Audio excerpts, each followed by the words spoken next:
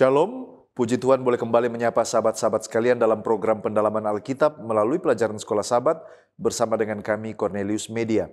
Sekarang ini kita mendalami pelajaran yang ke-11 dengan tema kemurtadan dan syafaat.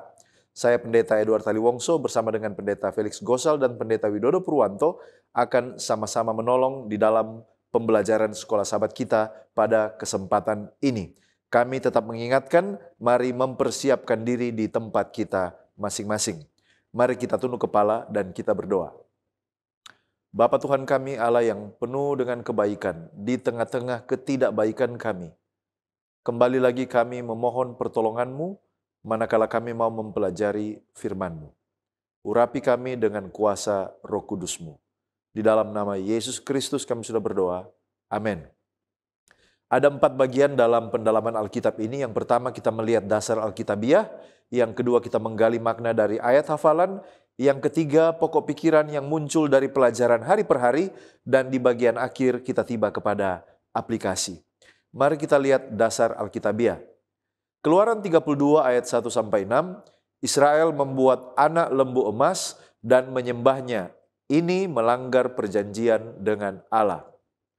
Mazmur 115 ayat 4-8. Berhala hanyalah buatan manusia, tidak berdaya dan penyembahnya akan menjadi sama, tak bernilai. Yesaya 44 ayat 9-10. Pembuat berhala hanya menghasilkan kesia-siaan karena buatan tangan manusia tidak bisa menolong. Roma 1 ayat 22-27. Manusia yang menolak Allah jatuh dalam penyembahan berhala dan perilaku najis, menerima akibat dari kesesatan mereka. Keluaran 32 ayat 7-32. Bagaimana Allah murka atas dosa Israel, namun Musa berdoa syafaat agar bangsa itu tidak dibinasakan seluruhnya. Yesaya 53 ayat 4. Mesias memikul penderitaan dan kesakitan manusia meski ia dianggap kena hukuman Allah. Selanjutnya kita melihat pengertian judul kemurtadan dan syafaat. Siapa yang murtad dalam konteks Sekolah Sabat pekan ini? Lalu bagaimana model kemurtadan mereka? Kemudian mengapa Allah membuat tindakan yang cepat untuk kemurtadan ini? Kemudian di bagian kedua adalah kita bertanya tentang syafaat. Apa itu syafaat? Siapa yang bersyafaat untuk siapa? Lalu apa pelajaran bagi orang Kristen modern sehubungan dengan kemurtadan bangsa Israel dan doa syafaat dari Musa? Mari kita lihat pertanyaan pendahuluan ini satu demi satu. Siapa yang murtad dalam konteks pelajaran ini? Yang murtad adalah bangsa Israel di kaki Gunung Sinai, Keluaran 32 ayat 1-6. Nah, mereka baru saja menerima hukum Allah dan janji perjanjian atau covenant. Tetapi dalam waktu singkat mereka sudah berpaling dari Tuhan. Mereka menyatakan lembu emas sebagai Allah yang membawa mereka keluar dari Mesir. Dan ini adalah suatu penolakan terang-terangan terhadap Yahweh. Bagaimana model kemurtadan mereka? Model kemurtadan Israel adalah penyembahan berhala yang disertai penolakan terhadap covenant atau perjanjian. Mereka mengganti penyembahan Allah yang hidup dengan buatan tangan sendiri. Hal ini persis seperti yang dicela di dalam Mazmur 115 ayat 4-8 dan juga Yesaya 44 ayat 9-10. Rasul Paulus sendiri di Perjanjian Baru, Roma 1 ayat 22-27 menyebut bahwa hal ini sebagai bentuk pertukaran kebenaran Allah dengan dusta, lalu menyerahkan diri pada hawa nafsu dan dosa. Dalam cerita ini Tuhan langsung menghukum. Pertanyaannya, mengapa sepertinya tidak ada kasih karunia? Mengapa Allah membuat tindakan yang cepat terhadap kemurtadan ini? Jawabannya oleh karena kemurtadan ini langsung merusak fondasi dari covenant Sinai atau perjanjian di Sinai. Kalau dibiarkan, maka seluruh umat akan hancur secara rohani dan moral. Tindakan cepat Allah ini termasuk perintah untuk menyingkirkan para pemberontak adalah cara untuk menghentikan kerusakan yang lebih besar. Kita boleh bandingkan dengan Ulangan 9 ayat 20. Dan ini bukan murka tanpa kendali, tetapi ini adalah tindakan disiplin yang menyelamatkan sisa umat yang lain yang masih setia.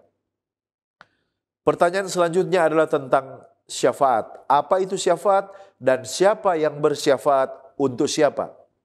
Nah, syafaat atau intercession adalah doa atau perantaraan bagi orang lain. Memohon agar Allah berbelas kasih dan campur tangan demi keselamatan mereka. Nah, dalam kisah ini, Musa yang bersyafaat bagi bangsa Israel. Bahkan dia rela dirinya dihapuskan dari kitab kehidupan demi mereka. Ia juga kalau kita baca bersyafaat bagi Harun, Ulangan 9 ayat 20. Dan syafaat ini yang dilakukan oleh Musa sebenarnya prefigured atau merupakan sebuah rujukan kepada karya Kristus yang akan nanti datang. Kristus sebagai pengantara sejati yang bersyafaat bagi kita umat manusia di hadapan Bapa. Apa pelajaran bagi orang Kristen di zaman modern? Yang pertama, kemurtadan bisa datang tiba-tiba, bahkan bagi umat yang sudah melihat mujizat besar. Ibadah yang benar bisa digantikan dengan anak lembu emas, baik itu materi, popularitas, teknologi, atau kebiasaan yang memalingkan hati kita dari Allah. Lalu pelajaran yang kedua bagi kita yang akan kita temukan adalah syafaat itu adalah panggilan kita semua. Seperti Musa, orang Kristen modern dipanggil untuk berdoa sungguh-sungguh bagi keluarganya, bagi gerejanya, bagi dunia yang jatuh ini. Dan doa kita bisa menjadi saluran berkat Allah bagi orang lain. Kita tiba pada ayat hafalan Keluaran 32 ayat 31 dan 32.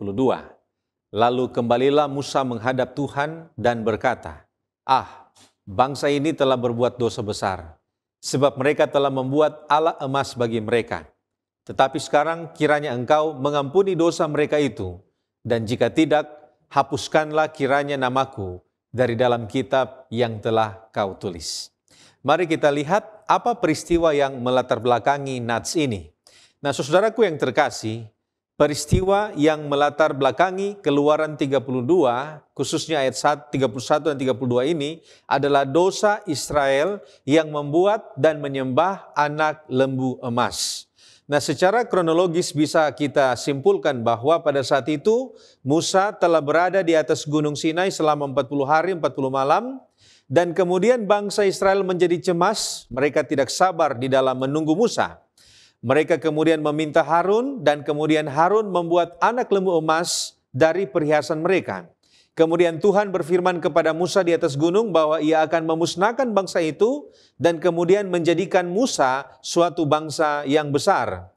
Dan kemudian pada saat itu Musa turun dari gunung melihat peristiwa itu dengan mata dan dia melemparkan loh batu yang berisi 10 perintah itu dan kemudian menghancurkan juga patung emas atau patung lembu emas dan menegur Harun serta memerintahkan suku Lewi untuk menghakimi para penyembah berhala.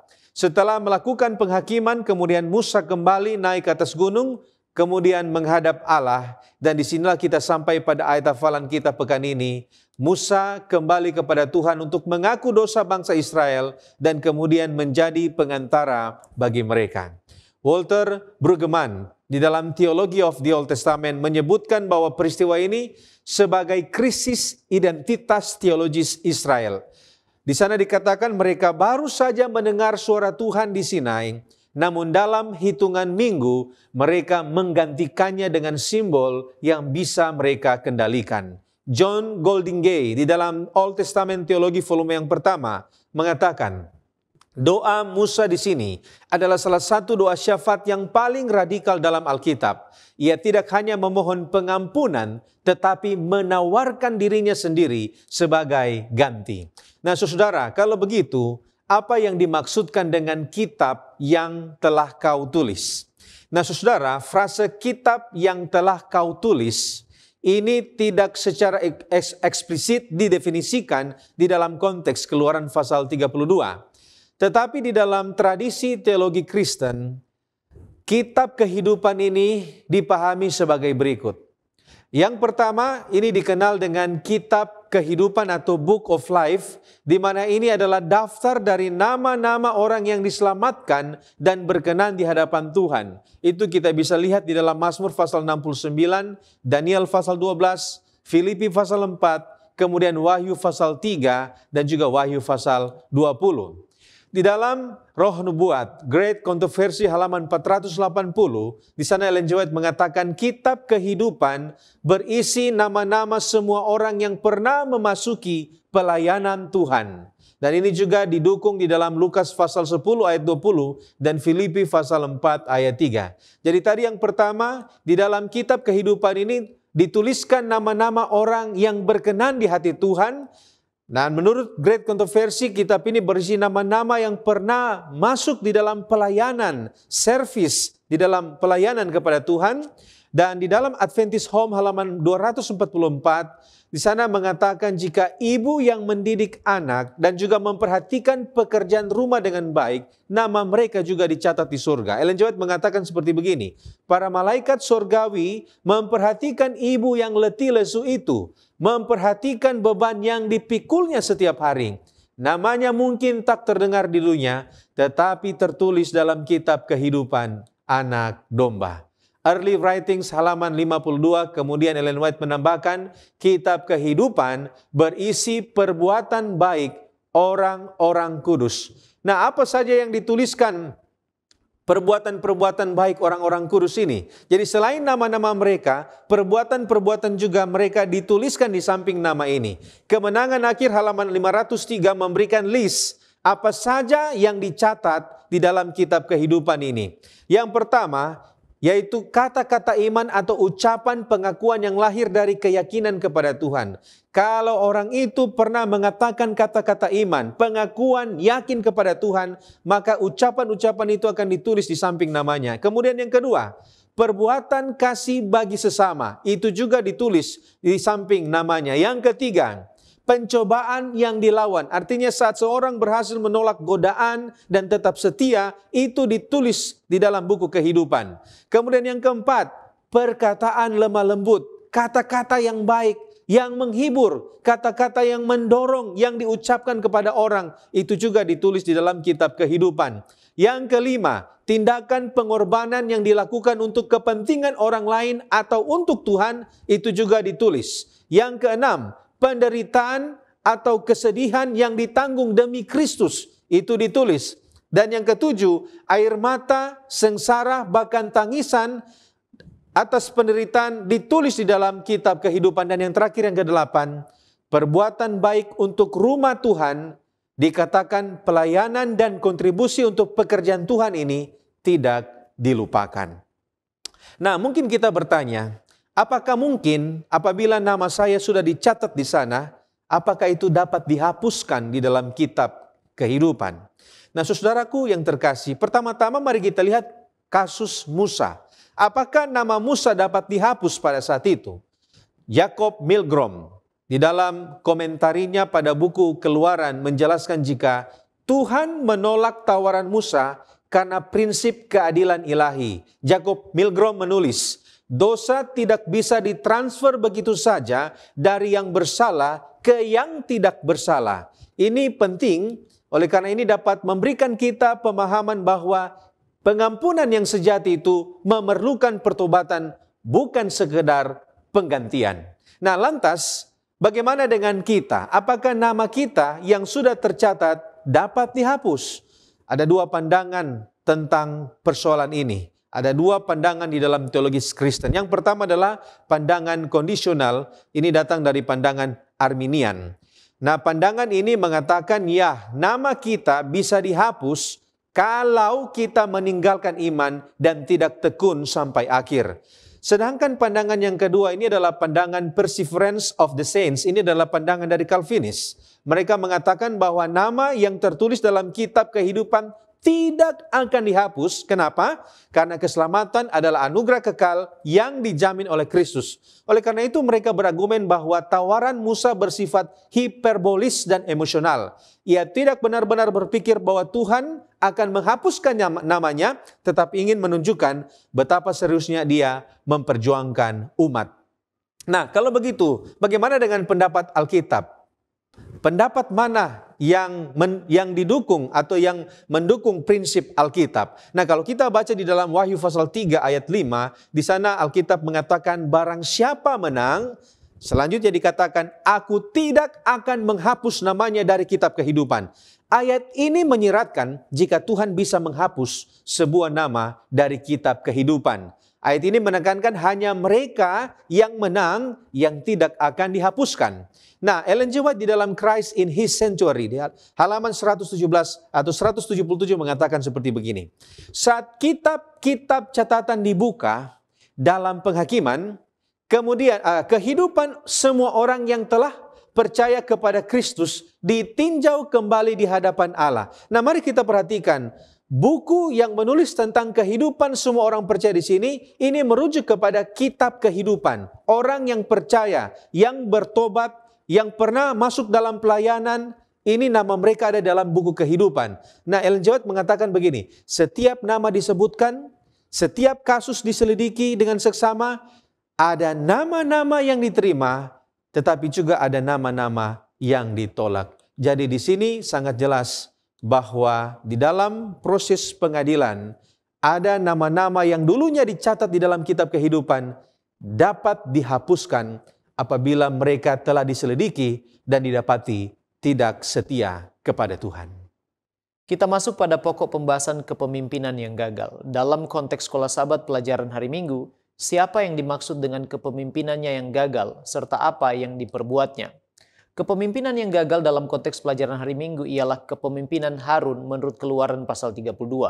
Apa yang terjadi ialah bahwa ketika Musa diperintahkan Tuhan untuk naik ke atas gunung Sinai menghadap Allah dan kemudian tinggal di sana selama 40 hari dan 40 malam agar Allah dapat memberikan semua firman dan petunjuk, juga 10 perintah yang ditulis di atas 2 loh batu oleh jari Allah sendiri menurut Keluaran 24 ayat 12-18, Harun di sana menggantikan Musa sebagai pemimpin bangsa itu. Sementara tua-tua dan Bani Israel menunggu di bawah, ketidakhadiran Musa pemimpin mereka itu telah menimbulkan kegelisahan di hati mereka. Dalam situasi inilah, Keluaran 32 ayat 1 katakan bahwa ketika bangsa itu melihat bahwa Musa mengundur-gundurkan turun dari gunung itu, maka berkumpullah mereka mengerumuni Harun dan berkata kepadanya, "Mari, buatlah untuk kami Allah yang akan berjalan di depan kami, sebab Musa ini orang yang telah memimpin kami keluar dari tanah Mesir. Kami tidak tahu apa yang telah terjadi dengan dia." Permintaan itu bila diikuti akan menuntun bangsa itu melakukan dosa yang besar dan pemberontakan yang terang-terangan terhadap Allah.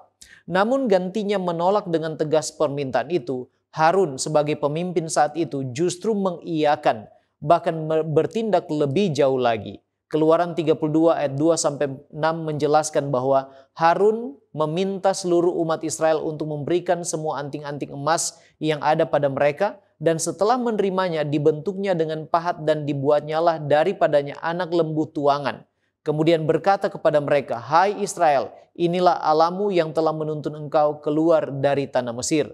Harun lantas mendirikan mezbah di depan anak lembu itu dan berseru untuk mengadakan upacara dan juga festival, mempersembahkan korban bakaran dan korban keselamatan, kemudian makan minum dan bersukaria bersama. Inilah yang diperbuat Harun sehingga kepemimpinannya gagal. Sekarang apa yang menyebabkan Harun gagal dalam kepemimpinannya dan mengapa Tuhan sangat murka terhadapnya? Serta apakah masih ada kesempatan baginya setelah kegagalannya?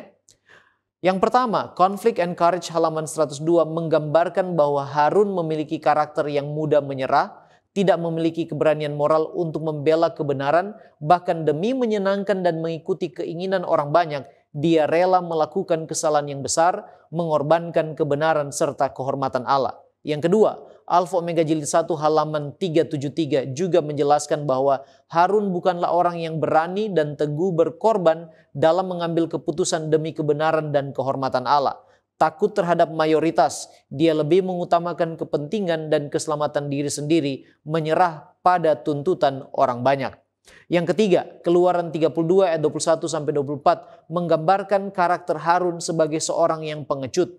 Seventh-day Adventist Bible Commentary volume 1 halaman 6 dan 7 menjelaskan bahwa gantinya menerima dan mengakui kesalahannya, dia justru mengatakan bahwa bangsa itu memang jahat semata-mata. Dia berusaha melindungi dan membenarkan dirinya sendiri dengan menyalahkan bangsa itu dan menceritakan keluhan-keluhan mereka, serta berusaha menutupi kesalahannya dengan dusta. Inilah alasan mengapa Harun gagal dalam kepemimpinannya.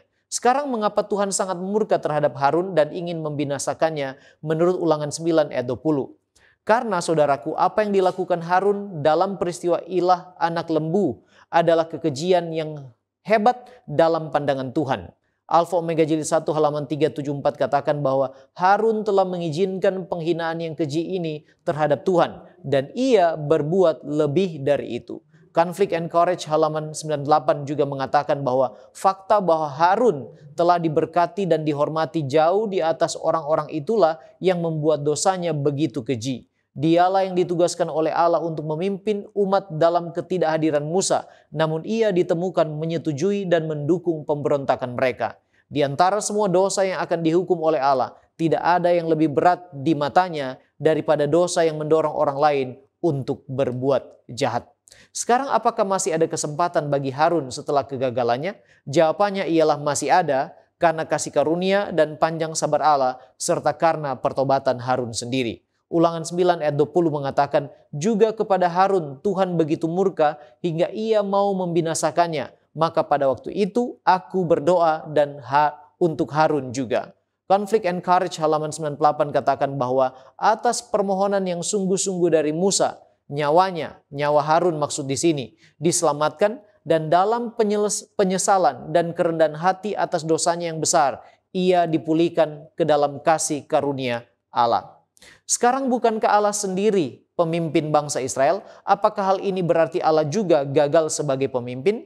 Apa pelajaran dari kepemimpinan Harun bagi para pemimpin rohani saat ini? Allah tidak pernah gagal sebagai pemimpin, namun ia juga memberikan kebebasan untuk memilih.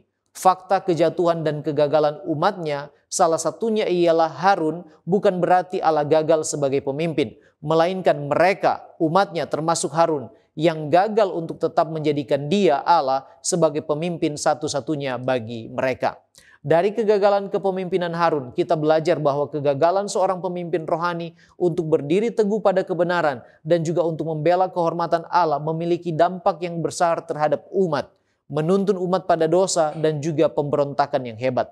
Letter 10, 1896 katakan, satu tindakan ketidaksetiaan menuntun kepada ketidaksetiaan lainnya. Kemudian Advent Review and Sabbath Herald 6 September 1906 paragraf 12 dan 13 dikatakan jika sebaliknya Harun telah mengingatkan mereka akan penyelamatan yang luar biasa yang telah Allah lakukan bagi mereka dan setiap pikiran ditarik untuk mengucapkan syukur kepada Allah atas segala kasih karunia-Nya yang melimpah dalam menyelamatkan umatnya dari perbudakan Mesir. Mereka mungkin telah berada dalam posisi yang menguntungkan untuk memuliakan Tuhan Allah yang telah melakukan penyelamatan yang luar biasa dari kehinaan dan perbudakan. Conflict and Courage halaman 98 sekali lagi mengatakan bahwa jika saja Harun memiliki keberanian untuk memperjuangkan kebenaran tanpa memedulikan konsekuensinya, ia dapat mencegah kemurtadan itu. Jika ia tetap teguh dalam kesetiaannya kepada Allah, jika ia memperingatkan rakyat tentang bahaya di Sinai dan mengingatkan mereka akan perjanjian suci mereka dengan Allah untuk mentaati hukumnya, kejahatan itu dapat dicegah. Dari pengalaman Harun, apa yang seorang pemimpin rohani harus lakukan? Alfa Omega Jilid 1 halaman 380. Allah mau agar hamba-hambanya membuktikan kesetiaan mereka dengan menempelak pelanggaran bagaimanapun menyakitkannya tindakan tersebut. Mereka yang telah diberi kepercayaan untuk melaksanakan tugas ilahi, janganlah menjadi orang yang lemah untuk yang mudah digoyahkan oleh keadaan. Mereka janganlah bertujuan untuk meninggikan diri atau menghindarkan diri dari tanggung jawab yang tidak menyenangkan hati, melainkan melaksanakan pekerjaan Allah dengan kejujuran yang tak tergoyahkan. Itulah sebabnya Paulus katakan dalam Galatia 1 ayat 10, jadi bagaimana sekarang? Adakah ku cari kesukaan manusia atau kesukaan Allah? Adakah ku coba berkenan kepada manusia? Sekiranya aku masih mau mencoba berkenan kepada manusia, maka aku bukanlah hamba Kristus. Baik, terima kasih pendeta. Sekarang kita melihat penyembahan berhala dan kejahatan. Pada waktu kita membaca cerita pemberontakan orang Israel, muncul pertanyaan, mengapa orang Israel yang sudah mengikat covenant atau perjanjian dengan Allah begitu cepat terlibat dalam penyembahan berhala anak lembu emas? Mengapa perubahan yang begitu drastis dan begitu cepat ini? Nah, Andrews Bible Commentary Old Testament halaman 231 mengomentari hal ini. Musa tinggal lama di gunung menyebabkan kerusuhan di antara orang-orang. Takut akan ketidakhadiran pemimpin permanen pemimpin mereka jatuh kembali ke dalam penyembahan berhala yang mungkin banyak dari mereka telah mempraktekannya di Mesir. Orang Ibrani dan orang banyak campuran telah keluar dari Mesir, di mana alam disembah dalam bentuk ratusan dewa. Jadi minimal ada dua alasan mengapa mereka terlibat di dalam penyembahan berhala. Yang pertama, takut oleh karena Musa lama tidak turun dan mereka akan kehilangan pemimpin mereka yang kelihatan itu. Yang kedua, oleh karena mereka telah biasa dengan praktik penyembahan berhala dan roh yang lama ini muncul kembali ketika mereka tidak percaya kepada tuntunan Allah. Pertanyaannya adalah, mengapa anak lembu emas? Melambangkan apakah anak lembu emas ini? Kembali lagi dari sumber yang sama, Andrews Bible Commentary mengatakan, anak lembu emas bisa mewakili sejumlah dewa Mesir. Banteng Apis disembah di Memphis sebagai peta, dewa kehidupan. Hathor, dewi sapi, disembah di Thebes sebagai dewi keibuan, kecantikan, cinta, dan kegembiraan. Dan deskripsi tentang aktivitas orang-orang dalam ayat 6 dan ayat 25 ini mengandung makna nada seksual yang jelas yang mungkin disamakan dengan ritual yang mengelilingi penyembahan Hathor. Jadi penyembahan ini berhubungan dengan kebiasaan yang sudah lama mereka lakukan pada waktu mereka masih berada di tanah Mesir. Sekarang mari kita lihat kaitan judul antara penyembahan berhala dan kejahatan. Mengapa penyembahan berhala selalu menghasilkan kejahatan atau kemerosotan moral? Jawabannya, oleh karena penyembahan berhala itu mengaburkan perbedaan antara Allah dan manusia, mencabut dasar moral yang benar, dan tanpa pengakuan akan kekudusan Allah, manusia hilang standar mutlak dan mengikuti hawa nafsunya sendiri. Akibatnya, dosa yang dimulai dari penyimpangan rohani, penyembahan berhala, pada akhirnya berujung pada pelanggaran moral yang nyata. Jadi pertanyaan, bagaimana ini masih relevan bagi kita? Kira-kira apa bentuk penyembahan berhala modern yang dapat menggantikan Allah dalam hidup manusia saat ini? Berhala zaman modern bukan hanya patung, melainkan apa saja yang menempati posisi tertinggi di dalam hati kita. Itu bisa jadi uang, kekuasaan, teknologi, hiburan, pekerjaan, bahkan diri kita sendiri. Dan semua hal ini menjadi ilah ketika manusia lebih mengandalkan atau mengasihi ciptaan daripada Sang Pencipta. Pesan bagi kita, kalau orang Israel di zaman dulu berkali-kali jatuh dalam penyembahan berhala, bagaimana orang percaya dapat menjaga diri dari penyembahan berhala yang halus dan kelihatannya tersembunyi hanya di dalam hati? Jawabannya adalah dengan terus-menerus menempatkan Allah sebagai pusat hidup bukan kita, mengutamakan kerajaannya bukan kerajaan kita, menyembah Dia dalam roh dan kebenaran dan bukan menyembah ego kita. Hal ini dilakukan melalui beberapa cara, yaitu kita sebut disiplin rohani, spiritual discipline, yaitu dengan berdoa, membaca firman, beribadah, serta dengan setiap hari menguji motivasi hati. Selalu bertanya, apakah sesuatu telah mengambil tempat Allah di dalam prioritas saya, di dalam kasih saya, dan di dalam kepercayaan saya? Kalau ada hal-hal itu di dalam kehidupan kita, kita akan terus datang kepada Tuhan, minta Dia untuk mencabut penyembahan berhala itu dan menggantikan dalam hati kita semangat untuk menjadikan Tuhan sebagai yang pertama, yang utama, dan satu-satunya dalam kehidupan orang percaya. Kita tiba pada pokok diskusi mengenai merusak diri mereka sendiri. Nah, mengapa Allah menyebut Israel telah merusak diri mereka sendiri? Nah, saudaraku yang terkasih, Allah menyebut Israel telah merusak diri mereka sendiri karena dosa penyembahan berhala bukan hanya pelanggaran terhadap hukum atau relasi dengan Tuhan, tetapi tindakan ini merusak esensi kemanusiaan mereka sendiri. Manusia diciptakan menurut gambar dan rupa Allah, dan ketika mereka menggantikan Tuhan dengan berhala, mereka paling sedikit menunjukkan ada 3 hal yang terjadi. Yang pertama, menghancurkan identitas sejati mereka. Artinya di sini adalah mereka sama seperti patung yang mereka sembah, yaitu mati, bisu, dan tidak berdaya. Kemudian yang kedua, mereka merusak hati, pikiran, dan moralitas mereka. Yehezkiel menyebut hati mereka seperti batu. Dan Paulus menyebut akibat penyembahan berhala ini sebagai pemikiran yang sia-sia atau hati yang gelap. Itulah kehancuran yang mereka hadapi. Dan yang ketiga ini adalah menghancurkan komunitas mereka. Kenapa? Oleh karena dosa kolektif akan membawa penghakiman secara kolektif. Itu kita bisa lihat di dalam Keluaran pasal 32 ayat 28 dan 35. Nah, sehubungan dengan ini, John Golden Gay, seorang ahli perjanjian lama, di dalam bukunya The Old Testament Theology volume yang kedua, mengatakan, dalam perjanjian lama, dosa sering digambarkan sebagai tindakan yang merusak tatanan ciptaan, termaksud tatanan dalam diri manusia. Penyembahan berhala di Sinai bukan hanya kesalahan ritual, tetapi kehancuran identitas Israel sebagai umat teokratis. Mereka menggantikan Tuhan yang hidup dengan simbol yang mati, dan dengan itu mereka kehilangan kehidupan sejati. Walter Kaiser, ahli perjanjian lama, di dalam Expositors Bible Commentary volume 2 halaman 478 mengatakan, kata telah menjadi rusak atau frase telah menjadi rusak ini digunakan di dalam kata kerja yang ditemukan juga di dalam Kejadian pasal 6 ayat 12 yang menggambarkan kemurtatan dan kerusakan pada zaman Nuh.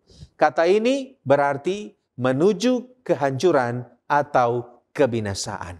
Nah, kalau begitu, mengapa penyembahan berhala dikatakan adalah akar dari semua dosa? Nah, saudaraku yang terkasih, dalam teologi Kristen, penyembahan berhala ini adalah akar dari semua dosa, oleh karena itu adalah pemberontakan terhadap Tuhan sebagai pusat dan sumber segala sesuatu. Ketika hati manusia tidak lagi berpusat kepada Tuhan, maka segala bentuk dosa, entah itu keserakahan, seksualitas yang liar, kekerasan, kebohongan, keangkuhan, itu akan tumbuh subur di dalam setiap hati manusia. Oleh karena itu Daniel Block di dalam The Book of Ezekiel, di dalam komentarinya khususnya pasal 1 sampai pasal 24 dia katakan seperti begini. Ketika Israel menyembah berhala, mereka tidak hanya salah dalam beribadah, tetapi mengganti seluruh sistem moral dan sosial mereka, sehingga muncullah segala bentuk kejahatan. Nah, kalau begitu, jika penyembahan berhala ini merusak diri sendiri, mengapa banyak orang yang hidup dalam penyembahan berhala modern saat ini, tetapi justru mereka tampak bahagia, mereka kelihatannya puas dan sejahtera? Apakah konsep kerusakan diri ini hanya bersifat spiritual dan tidak terlihat? Nah, saudaraku yang terkasih, kerusakan akibat penyembahan berhala seringkali tidak terlihat secara langsung. tetapi bersifat progresif, mendalam, tetapi pada akhirnya akan destruktif atau menghancurkan. Alkitab memberikan beberapa fakta tentang orang fasik yang hidup dalam kelimpahan. Contohnya di dalam Pengkhotbah pasal 1 ayat 2, di sana Salomo mengatakan jika pada akhirnya segala sesuatu adalah sia-sia. Artinya di sini orang bisa tampaknya sukses dari luar, tetapi ada kesia-siaan yang dia hadapi. Ada kekosongan yang dia sementara hadapi dalam dirinya. Ini adalah kesaksian Salomo yang ada dalam puncak kejayaan, puncak dari tahtanya. Dia mengatakan ternyata segala sesuatu adalah sia-sia. Orang bisa kelihatan sukses, tapi bisa jadi di dalamnya ada kekosongan. Kemudian Yesus memperingatkan di dalam Markus pasal 8 ayat 36. Apa gunanya seseorang memperoleh seluruh dunia, tetapi ia kehilangan nyawanya. Nah, nyawanya di sini berarti jiwanya, dirinya yang sejati. Jadi bagaimana dia mendapatkan banyak harta, tetapi ternyata dirinya yang sejati itu hilang. Dia tidak menjadi dirinya yang sejati. Matius yang ketiga, Matius pasal 5 ayat 45, Alkitab menjelaskan jika Allah memberikan hujan kepada orang yang jahat dan juga hujan yang baik. Oleh karena itu, dari ayat ini kita bisa melihat ada indikasi bahwa keberhasilan duniawi bukan indikator kerohanian. Karena Tuhan itu baik. Dia berikan berkat baik kepada orang jahat dan juga kepada orang baik. Nah, fakta, ada banyak orang yang menyembah berhala modern seperti uang, karir, ataupun juga kesenangan duniawi. Mereka bisa tampak berhasil, tapi seringkali penderitaan, seringkali kecemasan, kekosongan, kecanduan, atau bahkan keterasingan bisa menjadi bukti bahwa jiwa mereka itu tidak utuh. Oleh karena itu, konsep kerusakan diri pada dasarnya itu bersifat tiga hal. Yang pertama itu bersifat rohani, spiritual. Yang kedua itu bersifat psikologis. Dan yang ketiga itu bersifat relasional atau bersifat hubungan. Nah, yang pertama itu kerusakan spiritual atau rohani itu dapat dikatakan inilah adalah kerusakan yang terbesar. Kenapa? Oleh karena terjadi pemisahan dari sumber kehidupan yang menyebabkan kekosongan, dan kekosongan ini tidak dapat diisi oleh hal yang lain.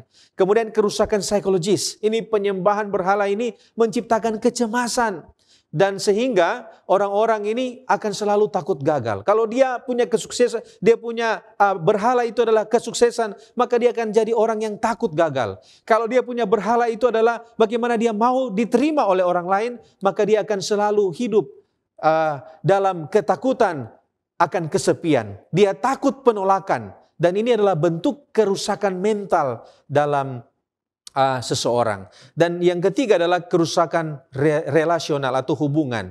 Berhala ini seperti keserakaan atau narsisisme. Ini merusak hubungan keluarga, merusak persahabatan, merusak komunitas kita. Seseorang mungkin kaya raya, tetapi dia bisa merasakan kesepian dan dia tidak dipercaya oleh siapapun juga. Nah, sehubungan dengan ini, Tremper Longman, seorang ahli perjanjian lama, di dalam bukunya The Fear of the Lord is Wisdom, mengatakan, perjanjian lama tidak menyangkal kenyataan bahwa orang fasik sering makmur, tetapi menegaskan bahwa kemakmuran itu sementara dan dangkal. Gerhard van Rad di dalam Wisdom in Israel mengatakan bahwa keberhasilan lahiriah seringkali menipu. Banyak orang fasik hidup sejahtera, tetapi akhirnya binasa. Nah, Christopher Wright di dalam bukunya Old Testament Ethics for the People of God, di sana dia katakan berkat material bukan ukuran kesetiaan. Kerusakan diri oleh berhala seringkali baru terlihat ketika seseorang kehilangan hal-hal itu. Dan kemudian menyadari bahwa mereka tidak pernah dipuaskan. Terima kasih pendeta. Sekarang kita pindah pada pokok pembahasan murka Allah yang benar. Apa yang dimaksud dengan murka Allah yang benar dan apa tujuannya? Murka Allah tidak boleh disamakan dengan kemarahan manusia yang lahir dari kesombongan dan cinta diri. Murka Allah harus dipahami dalam kekudusan dan kasih-Nya. Seventh-day Adventist Bible Commentary volume 1 halaman 665 dan 666 katakan bahwa kebencian atau murka terhadap dosa merupakan bagian dari sifat ilahi.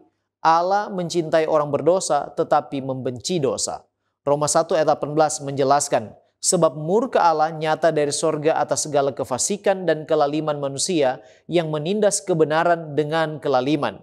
Dosa dan kejahatan, saudaraku, adalah pemicu murka Allah. Ibrani 12 ayat 6 bagian A katakan, karena Tuhan menghajar orang yang dikasihinya. Sekarang tentang penyembahan berhala, Allah sendiri telah memperingatkan bangsa Israel akan murkanya terhadap hal itu. Ulangan 4 ayat 23 dan 24. Hati-hatilah supaya jangan kamu melupakan perjanjian Tuhan Allahmu yang telah diikatnya dengan kamu dan membuat bagimu patung yang menyerupai apapun yang oleh Tuhan Allahmu dilarang kau perbuat. Sebab Tuhan Allahmu adalah api yang menghanguskan, Allah yang cemburu. Tujuannya menurut Alfa Omega Jilid 1 halaman 382 adalah perlu dosa ini dihukum sebagai satu kesaksian kepada bangsa-bangsa di sekelilingnya tentang kebencian Allah terhadap penyembahan berhala. Kasih tidak berbeda halnya dengan keadilan, menuntut agar terhadap dosa ini dijatuhkan hukuman. Allah adalah pelindung serta pemerintah dari umatnya. Ia membinasakan mereka yang bertahan dalam pemberontakan agar mereka tidak menuntun orang lain ke dalam kehancurannya. Nah, mengapa Musa sangat marah sehingga ia melemparkan 2 loh batu? Serta apa arti dibalik Musa melemparkan 2 loh batu itu dan menghancurkannya? Apakah hal ini berkenan kepada Allah? Kemarahan Musa yang meluap-meluap itu adalah ekspresi kekecewaan dan juga rasa jijiknya terhadap kejahatan mereka. Dalam pemandangannya menurut Seventh-day Adventist Bible Commentary volume 1 halaman 667, penyembahan berhala itu adalah yang paling buruk. Dan dikatakan dalam Keluaran 32 ayat 19 dan 20. Dan ketika ia dekat ke perkemahan itu dan melihat anak lembu dan melihat orang menari-nari, maka bangkitlah amarah Musa. Dilemparkannya lah kedua loh itu dari tangannya dan dipecahkannya pada kaki gunung itu. Sesudah itu diambilnya lah anak lembu yang dibuat mereka itu, dibakarnya dengan api dan digilingnya sampai halus. Kemudian ditaburkannya ke atas air dan disuruhnya diminum oleh orang Israel. Menyuruh meminum air yang bercampur serbuk-serbuk lembu emas yang telah dihancur leburkan oleh Musa itu, menurut Seventh-day Adventist Bible Commentary volume 1 halaman 667, mengindikasikan bahwa alat dosa mereka juga telah menjadi alat penghukuman bagi mereka. Dengan menghancurkan sepenuhnya patung lembu emas, Musa mengajarkan kepada umat bahwa penyembahan berhala adalah sia-sia dan tidak berguna. Dan jika patung lembu itu tidak dapat menyelamatkan dirinya sendiri, tentu saja ia tidak dapat menyelamatkan para penyembahnya. Keluaran 32 ayat 26 katakan, maka berdirilah Musa di pintu gerbang perkemahan itu serta berkata, siapa yang memihak kepada Tuhan datanglah kepadaku, lalu berkumpullah kepadanya seluruh Bani Lewi. Akibat dari peristiwa itu, pada waktu itu juga sekitar 3.000 orang dari bangsa itu binasa. Sekarang apa arti dibalik Musa melemparkan 2 loh batu dan menghancurkannya? Dan apakah hal ini berkenan kepada Allah? Spiritual Gifts volume 3 halaman 281 katakan bahwa Allah tidak menegur Musa karena memecahkan 2 loh batu itu. Kemudian Signs of the Times 20 Mei 1880 katakan bahwa dalam kekecewaan dan kemarahan yang mendalam karena dosa besar mereka, Musa melemparkan 2 loh batu itu atas petunjuk ilahi dengan sengaja untuk memecahkannya di hadapan orang Israel. Dan dengan demikian menandakan bahwa mereka telah melanggar perjanjian yang baru saja dibuat dengan Allah. Sebagai akibatnya mereka telah melanggar perjanjian mereka dengannya dan telah memisahkan diri dari kasih sayang dan tuntunannya. Sekarang bagaimana cara Musa menghentikan pemberontakan bangsa itu dan sekaligus juga murka Allah bagi mereka? Musa menghentikan pemberontakan bangsa itu kepada Allah dengan menghancurkan 2 loh di hadapan mereka. Dia meluapkan amarahnya dan menghancurkan lembu emas itu serta menumbuknya sehingga menjadi serbuk yang halus. Setelah itu dia menghadapkan pilihan kepada mereka untuk berdiri di pihak Tuhan. Bagi mereka yang tidak berdiri di pihak Tuhan, mereka akan menerima hukuman mati. Keluaran 32 ayat 29. Kemudian berkatalah Musa, baktikanlah dirimu mulai hari ini kepada Tuhan, masing-masing dengan membayarkan jiwa anaknya laki-laki dan saudaranya, yakni supaya kamu diberi berkat pada hari ini. Nah, dalam pemberontakan bangsanya, Alfa Omega Jilid 1 halaman 376 maksud saya, menggambarkan bahwa Musa bersyafaat bagi mereka. Baginya tidak ada sesuatu kecuali doanya yang dapat menyelamatkan Israel. Dan jikalau diminta dengan cara itu, maka Allah akan membiarkan umatnya hidup. Musa lantas sujud menyembah Allah dan memohon belas kasihannya bagi bangsa itu dengan rendah hati dan menyatakan bahwa bangsa itu adalah milik Tuhan sendiri yang telah dibawa keluar dari Mesir oleh tangannya sendiri. Musa bahkan rela namanya dihapus dari kitab kehidupan bagi keselamatan bangsanya. Halaman 377 katakan, Tuhan mendengar permohonannya itu dan mengabulkan doanya yang tidak mementingkan diri itu.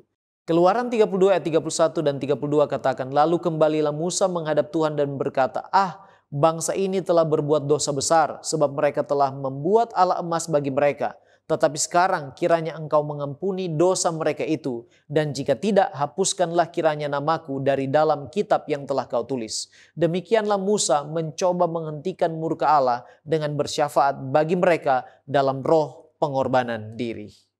Selanjutnya kita membahas tema tentang syafaat. Nah, dalam kisah ini muncul pertanyaan, mengapa dalam kisah pengantaraan Musa di Keluaran 32 ayat 30 sampai 32, sepertinya kita mendapat kesan bahwa Musa yang lebih memiliki kasih pengampunan kepada bangsa Israel daripada Allah sendiri. Dan mengapa permohonan Musa ini sepertinya bisa membalikan keputusan Tuhan yang sebenarnya akan segera membinasakan mereka. Mari kita uji dan melihat akan pertanyaan ini.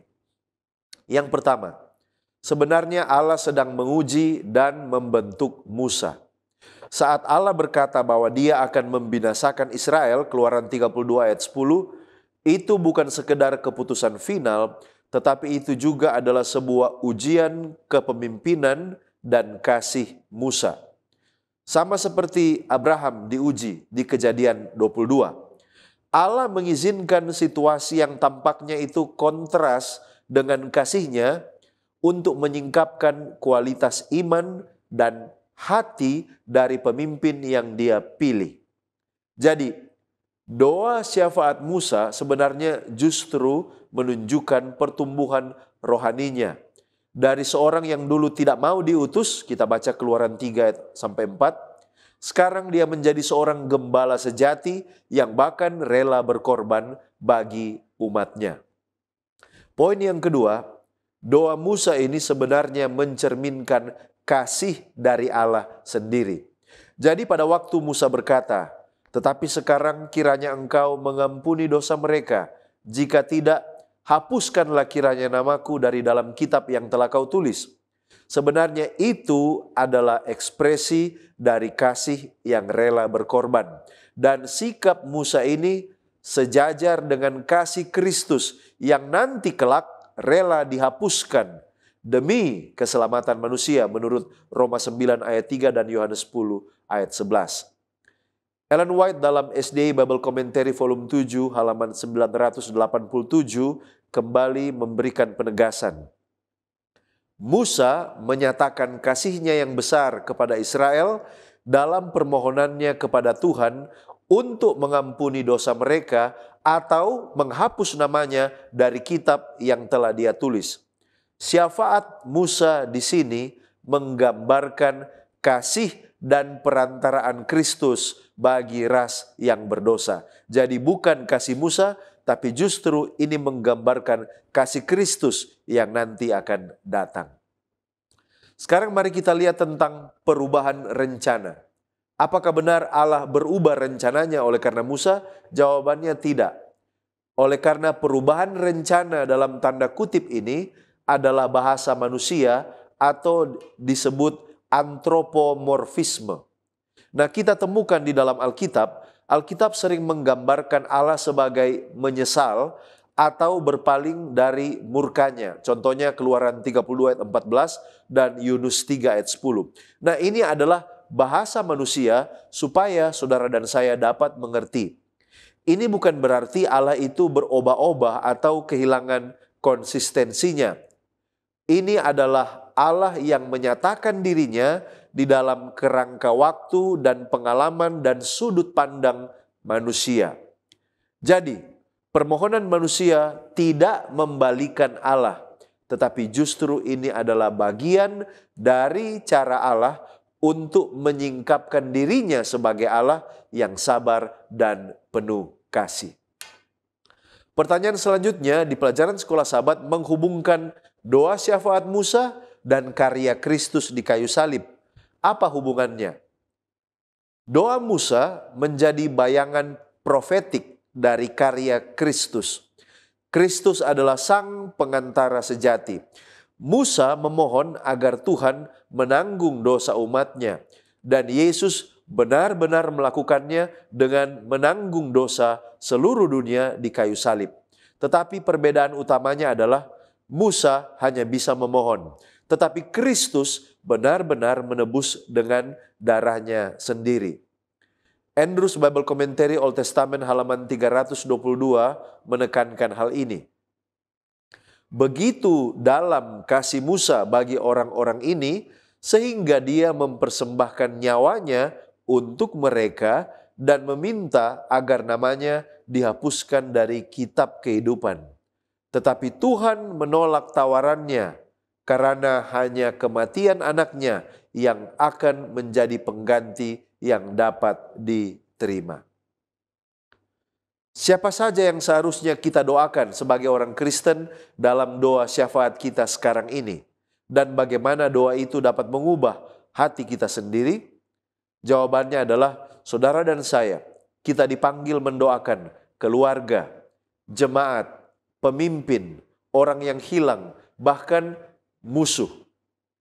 Doa syafaat bukan hanya mengundang kuasa Allah bekerja bagi orang lain, tetapi juga membentuk hati kita menjadi lebih penuh kasih, lebih sabar dan berbelas kasihan.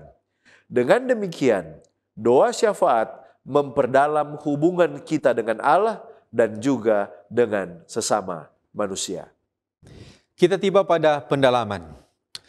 Jika fokus pada diri sendiri sama seperti penyembahan berhala, lalu bagaimana cara kita membedakan antara merawat diri, self-care, yang sehat dan juga mementingkan diri atau self-worship? Mana yang berdosa? Dan bagaimana kita dapat melihat batasannya? Nah, saudaraku, di dalam teologi Kristen, tidak semua fokus pada diri sendiri itu adalah dosa. Justru Allah menciptakan tubuh, emosi, jiwa sebagai hal yang baik. Itu ditulis di dalam Kejadian 1 ayat 31. Yesus sendiri sering menarik diri untuk beristirahat dan juga berdoa. Markus pasal 6 ayat 31, Lukas pasal 5 ayat 16. Jadi merawat diri atau self-care bukan penyembahan berhala selama dilakukan dalam kerangka yang benar. Nah, ada beberapa perbedaan antara self-care dan juga self-worship. Yang pertama, self-care ini bertujuan untuk memulihkan diri agar bisa mengasihi Tuhan dan sesama dengan lebih baik. Sedangkan self-worship itu bertujuan untuk memuaskan keinginan sendiri tanpa mempertimbangkan Tuhan dan sesama. Kemudian yang kedua, self-care ini menghormati tubuh sebagai bait Roh Kudus, kemudian menjaga kesehatan untuk pelayanan, sedangkan self-worship ini menjadikan diri sebagai pusat kehidupan, mencari kepuasan mutlak dari diri sendiri. Dan yang ketiga, self-care itu membawa kekuatan, kejernihan, dan kasih yang meluap kepada orang lain. Tetapi self-worship ini membawa egoisme, kecanduan, isolasi, dan ketidakpuasan kronis. John Goldingay di dalam bukunya Old Testament Teologi volume yang ketiga menulis bahwa Perjanjian Lama mengakui manusia sebagai makhluk yang utuh, memiliki tubuh, jiwa, dan juga emosi, dan ini semua perlu dirawat. Tetapi ketika diri menjadi pusat, maka itu melanggar prinsip dasar perjanjian. Keluaran pasal 20 ayat 3 mengatakan, jangan ada padamu Allah lain di hadapanku. Jadi self-care boleh, asal Tuhan tetap yang utama, bukan diri sendiri. Nah, kalau begitu, mengapa Tuhan membiarkan Kain hidup jika akibatnya begitu mengerikan? Kita dapat melihat bagaimana generasi yang jahat dari zaman Kain sampai zaman air bah. Jika Tuhan Maha Tahu, bukankah seharusnya Dia mencegahnya secara awal atau sejak awal? Nah, saudaraku, di dalam kasus Kain, jawaban ini terletak pada 3 hal. Yaitu yang pertama, masalah kehendak manusia, kehendak bebas manusia. Yang kedua adalah tujuan pendidikan ilahi. Dan yang ketiga adalah tentang kesabaran Allah yang panjang. Nah, mari kita lihat yang pertama tentang kehendak bebas manusia. Di dalam Alkitab dikatakan bahwa Allah menciptakan manusia dengan kebebasan moral. Jadi jika Tuhan langsung menghukum Kain pada saat itu, maka ia akan mencabut kebebasan manusia dan menjadikan manusia seperti robot.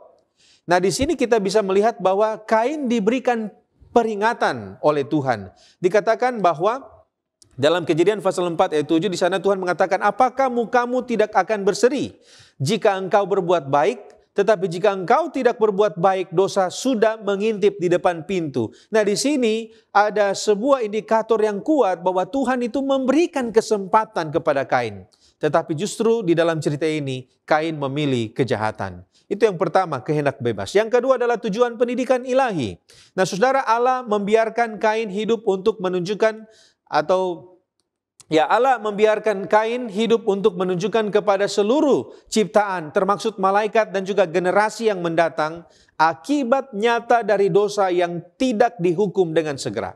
Seperti yang dikatakan oleh nubuat dan juga Alkitab mendukung prinsip ini, bahwa dosa yang dibiarkan akan menyebar dan merusak. Dan itulah yang terjadi dari Kain hingga zaman Nuh. Jadi ini adalah proses dari bagaimana Tuhan sementara memberikan pendidikan bahwa bahaya atau akibat dari dosa itu sangat-sangat kuat dan mendalam. Dan yang ketiga adalah tentang kesabaran dan anugerah Allah. Allah memberikan tanda kepada Kain agar dia tidak dibunuh. Di dalam Kejadian pasal 4 ayat 15. Ini adalah bentuk anugerah dan juga perlindungan. Walaupun Kain tidak layak untuk mendapatkan itu. Seharusnya dia harus mati pada saat itu. Tetapi Tuhan memberikan semuanya ini menunjukkan bahwa Allah itu adalah Allah yang panjang sabar. Dia tidak ingin seorang pun itu binasa. 2 Petrus pasal 3 ayat 9. Tetapi kesabaran Allah bukanlah persetujuan. Ketika dosa mencapai titik puncak, yaitu pada zaman Nuh, Tuhan pada akhirnya bertindak di dalam penghakiman. Saudaraku, sebagai penutup dan aplikasi dari apa yang kita pelajari dan diskusikan bersama, bagaimana kita bisa menghindari kemurtadan? Apa yang perlu kita lakukan? Kepada kita telah diperingatkan tentang bahaya kemurtadan. Ibrani 6 ayat 4-6 katakan, sebab mereka yang pernah diterangi hatinya, yang pernah mengecap karunia sorgawi, dan yang pernah mendapat bagian dalam Roh Kudus, dan yang mengecap firman yang baik dari Allah dan karunia-karunia dunia yang akan datang, namun murtad lagi, tidak mungkin dibaharui sekali lagi sedemikian, hingga mereka bertobat, sebab mereka menyalibkan lagi anak Allah bagi diri mereka dan menghinanya di muka umum. Itulah sebabnya ada beberapa hal yang bisa kita lakukan. Yang pertama, kita perlu berakar dalam firman Allah. Mazmur 119 ayat 11, dalam hatiku aku menyimpan janjimu supaya aku jangan berdosa terhadap engkau. Yang kedua, tetaplah berdoa dan menjaga hubungan pribadi dengan Tuhan. Matius 26 ayat 41, berjaga-jagalah dan berdoalah supaya kamu jangan jatuh ke dalam pencobaan. Yang ketiga, kita perlu menghindari kompromi dengan dosa. 1 Yohanes 2 ayat 15, janganlah kamu mengasihi dunia dan apa yang ada di dalamnya. Yang keempat, kita perlu terus bertumbuh di dalam iman. 2 Petrus 3 ayat 18, tetapi bertumbuhlah dalam kasih karunia dan dalam pengenalan akan Tuhan dan Juru Selamat kita, Yesus Kristus. Dan yang kelima, yang terakhir, peka dan taat kepada pimpinan dan tuntunan Roh Kudus. Yohanes 16 ayat 8, dan kalau ia datang, ia akan menginsafkan dunia akan dosa, kebenaran dan juga penghakiman. Ayat yang ke-13, Yohanes pasal 16. Tetapi apabila ia datang, yaitu Roh kebenaran, ia akan memimpin kamu ke dalam seluruh kebenaran. Apakah murka Allah tetap berlaku bagi kita saat ini? Serta bagaimana sikap kita terhadap hal itu dan apa yang bisa menghentikan murka Allah itu? Acts of the Apostle halaman 62 mengatakan, kemarahan atau murka Allah tidak ditimpakan kepada orang-orang berdosa yang tidak bertobat semata-mata karena dosa-dosa yang telah mereka lakukan. Tetapi karena ketika dipanggil untuk bertobat, mereka memilih untuk terus menentang, mengulangi dosa-dosa masa lalu sebagai bentuk perlawanan terhadap terang yang telah diberikan kepada mereka. Jika para pemimpin Yahudi telah tunduk pada kuasa peneguran Roh Kudus, mereka akan diampuni. Tetapi mereka bertekad untuk tidak menyerah. Demikian pula orang berdosa dengan terus menentang, menempatkan dirinya di tempat di mana Roh Kudus tidak dapat mempengaruhi dia lagi. Dengan demikian, sikap kita adalah kita harus mau dituntun oleh Roh Kudus kepada pertobatan, dalam dan melalui Kristus. Sebab bila tidak, pena inspirasi katakan dalam Alfa Omega jilid 1 halaman 384, jikalau seseorang dari antara mereka ini berpaling daripadanya, kemudian berkeras kepala dalam dosa, sehingga akhirnya tidak dapat lagi dipengaruhi oleh Roh Kudus, maka nama-nama mereka di dalam penghakiman akan dihapuskan dari buku kehidupan itu, dan mereka sendiri akan dibiarkan binasa. Pertobatan, syarat atau prerequisit untuk menghentikan murka Allah terhadap dosa. Namun pertobatan dan keselamatan kita akan murka Allah hanya bisa terjadi di dalam dan melalui Kristus, Sang Juru Syafaat kita. Alfa Omega jilid 1 halaman 389. Musa adalah satu lambang dari Kristus. Sebagaimana pengantara Israel itu menudungi wajahnya, oleh karena orang banyak itu tidak tahan untuk melihat kemuliaannya, demikian juga Kristus, pengantara ilahi itu menudungi keilahiannya dengan kemanusiaan pada waktu datang ke dunia ini. The Desire of Ages halaman 753. Atas Kristus sebagai pengganti dan penjamin kita, ditimpakanlah dosa-dosa kita semua. Murka Allah terhadap dosa, manifestasi mengerikan dari ketidakpuasannya karena dosa, memenuhi jiwa anaknya dengan ketakutan. Ketika Kristus mati di kayu salib, ia melakukannya untuk setiap manusia, agar kita dapat dibebaskan, agar kita dapat terhindar dari murka Allah. Ia sang penanggung dosa, menanggung murka keadilan ilahi, dan demi engkau menjadi dosa itu sendiri. Kita bersyukur oleh karena Yesus adalah juru syafaat kita. Kita berdoa supaya kita tidak jatuh ke dalam pemberontakan terhadap Allah dan juga kemurtatan. Mari kita tunduk kepala dan berdoa. Bapa kekal Allah kami yang bertahta di sorga, kami bersyukur memiliki Allah yang baik dan setia seperti Engkau. Kami bersyukur memiliki juru syafaat, Yesus Kristus, pengantara dan pelindung kami. Tolong kami ya Tuhan, untuk kami ya Tuhan boleh peka terhadap tuntunan dan bisikan Roh Kudus, supaya kami selalu dituntun kepada pertobatan melalui Yesus Kristus. Kami boleh mendapatkan hati yang baru, roh yang baru, yang akan terus berserah kepadamu dan menuruti perintah-perintahmu dalam perjanjian kami dengan Tuhan. Kiranya Tuhan tuntun kami oleh kuasa Roh Kudus, hari ini dan seterusnya sampai Maranatha, dan kami pada akhirnya didapati setia dan siap mewarisi kerajaan sorga. Terpujilah Engkau Tuhan, berkatilah kami semua. Di dalam nama Yesus kami sudah berdoa, haleluya, amin.